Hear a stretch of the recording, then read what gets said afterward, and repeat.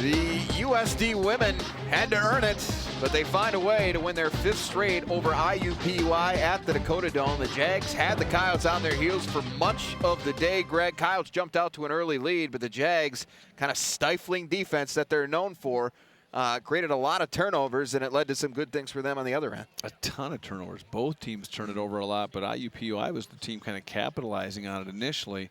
And even some unforced errors, uncharacteristically unforced errors by USD early.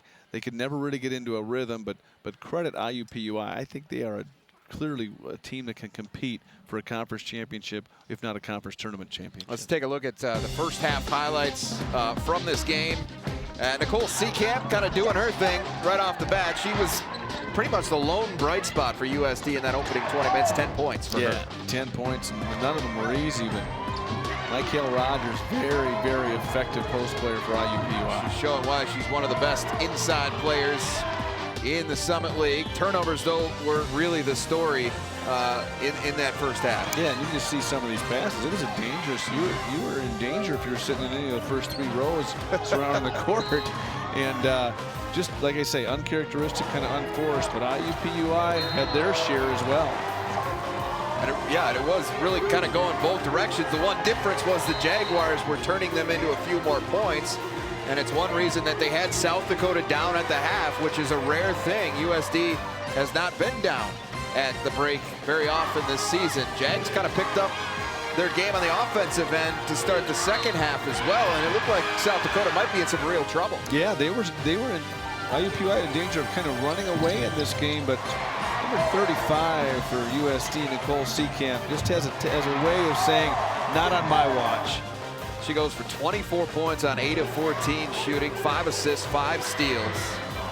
Kelsey Bird tried to match her coming off the bench. She played well for IUPUI, but Margaret McLeod and company had just enough. She was on the receiving end of a couple of nice dimes from Nicole Seekamp. She finished 4 of 5 from the floor for 8 points, and South Dakota wins another home game. 5 for 5 all time against IUPUI in this building.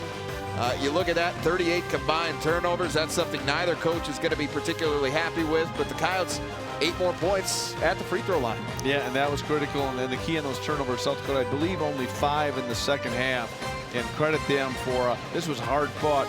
IUPUI 0-5 in this building, but far and away this last win for USD was the most difficult. Coyotes go to 15-5 with that win. They're 6-1 in the Summit League and remain in a tie with South Dakota State and Oral Roberts, who also both won on Saturday for first place in the Summit League. IUPUI had a tough stretch, lost to South Dakota State Thursday in double overtime, then had to come here, and they lost, so they're 4-3. They were one of the teams in that 4-way race for first place coming into the week, but they've got to regroup now and try to get back on track. All right, again, the final score in that game, 65-59 in favor of South Dakota.